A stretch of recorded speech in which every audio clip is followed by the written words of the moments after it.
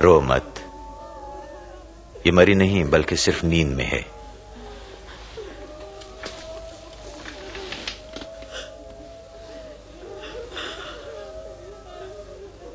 जाग मेरी बेटी।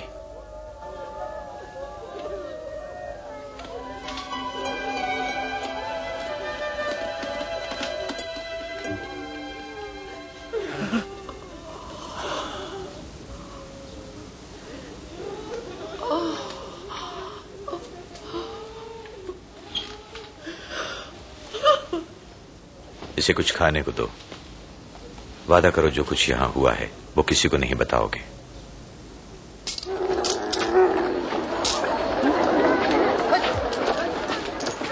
इसके बाद उन्होंने मत्ती नामी महसूल लेने वाले को देखा जो महसूल चौकी पर महसूल लेने बैठा था।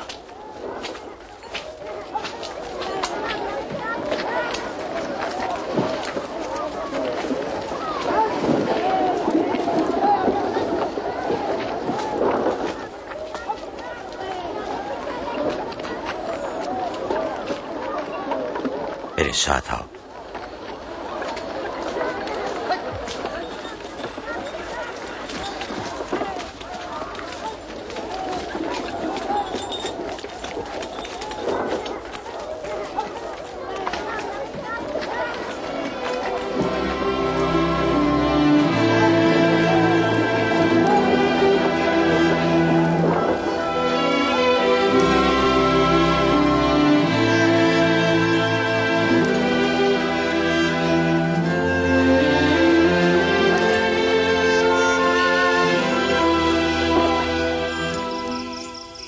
और यीशु पहाड़ पर दुआ करने गए और सारी रात खुदा से दुआ करने में गुजार दी।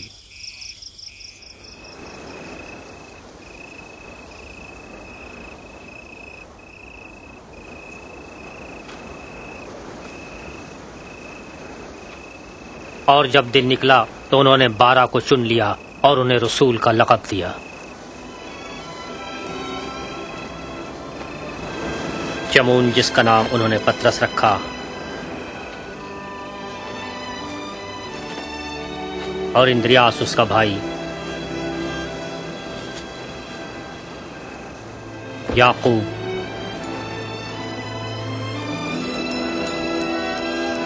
और यूहन्ना,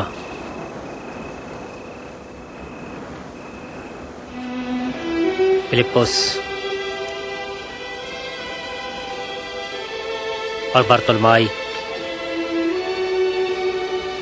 और मत्ती,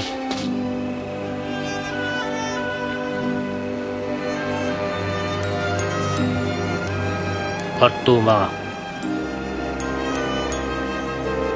हिल्फाई का बेटा याकूब,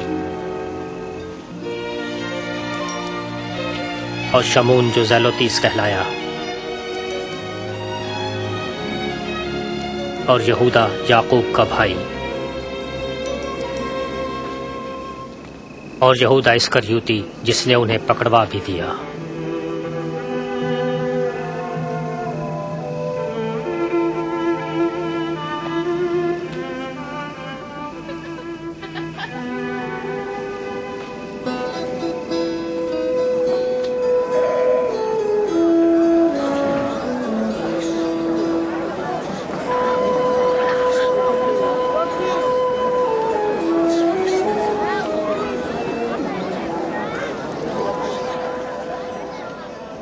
मुबारक हो तुम जो गरीब हो क्योंकि खुदा की बादशाही तुम्हारी है। मुबारक हो तुम जो भूखे हो क्योंकि तुम आसूदा होगे। मुबारक हो तुम जो रोते हो क्योंकि हंसोगे। मुबारक हो तुम जब लोग मेरी वजह से तुमसे नफरत करें, तुम्हें रद्द करें और बेइज्जत करें और इब्ने आदम के सबब तुम्हें बुरा भला कहें। खुशी करना और शादमान होकर रक्स करना क्योंकि आसमान पर तुम्हारा अजर बहुत बड़ा होगा, क्योंकि उनके आबा और अजदाद ने भी नबियों के साथ ऐसा ही किया था।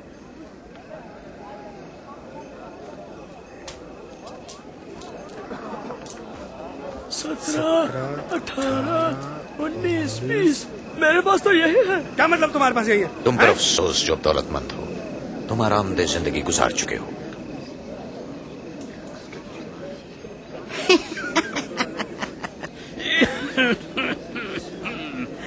अमीर होना नहीं चाहता, जरूर दीवाना है। अफसोस है तुम पर जो अब हंसते हो। क्योंकि तुम मातम करोगे। अफसोस तुम पर जब तमाम लोग तुम्हें भला कहें, क्योंकि उनके बाप दादा और झूठे नबियों के बारे में भी ऐसा ही कहा करते थे। लेकिन मैं तुमसे जो मेरी सुनते हो कहता हूं, अपने दुश्मनों से मोहब्बत करो, नफरत करने वालों से भलाई करो, लानत करने वालों के लिए बरकत चाहो और तहकीर करने वालों के लिए दुआ करो।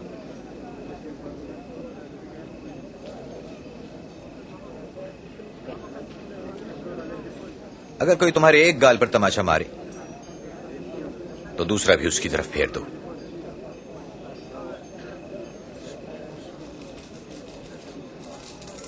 जो तुम्हारा चोगा मांगे उसे अपना कुर्ता भी दे दो। जो कोई तुमसे मांगे उसे दे दो। और अगर कोई तुम्हारा माल ले ले तो उससे वापस ना तलब करो। दूसरों से वही करो जो तुम चाहते हो कि लोग तुम्हारे साथ करें।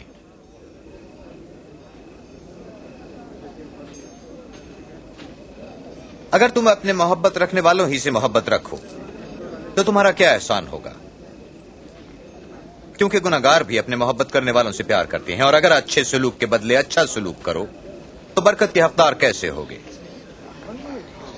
ऐसा तो पापी भी करते हैं। उसने उसे कैसे छुआ? उसने बात ही क्यों की? शर्म की बात है।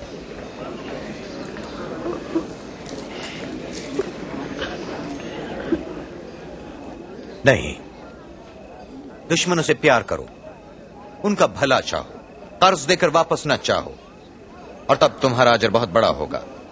यूं तुम खुदावंद ताला के बेटे कहलाओगे, क्योंकि वो तो नाशुक्रों और बदों पर भी मेहरबान है। रहम किया करो जिस तरह तुम्हारा बाप भी रहीम है।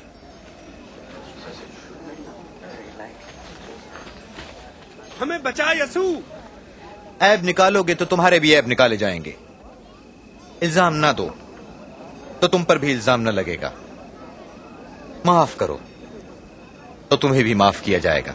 हमें अपनी राह दिखाओ खुदावन।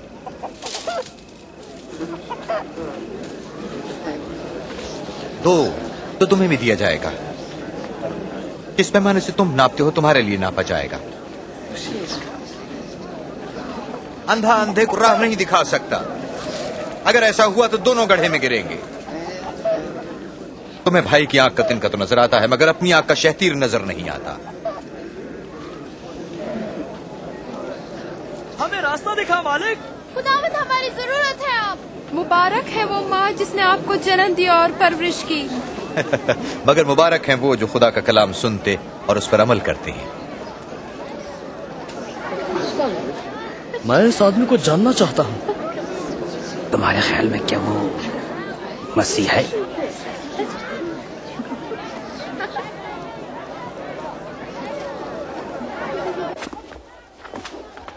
इस फरीसी ने यीशु को अपने घर खाने पर बुलाया। यीशु उसके घर गए और खाना खाने बैठे।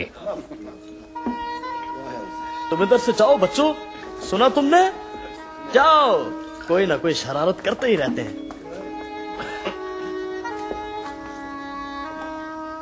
ये यहाँ क्या कर रही है मालूम नहीं।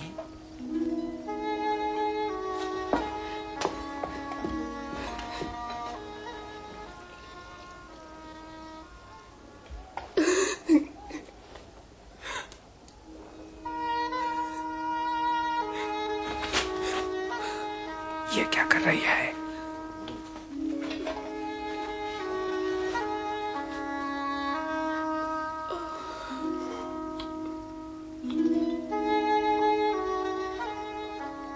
अगर ये हकीकतन मसीह होता तो जान चाहता कि ये कौन है।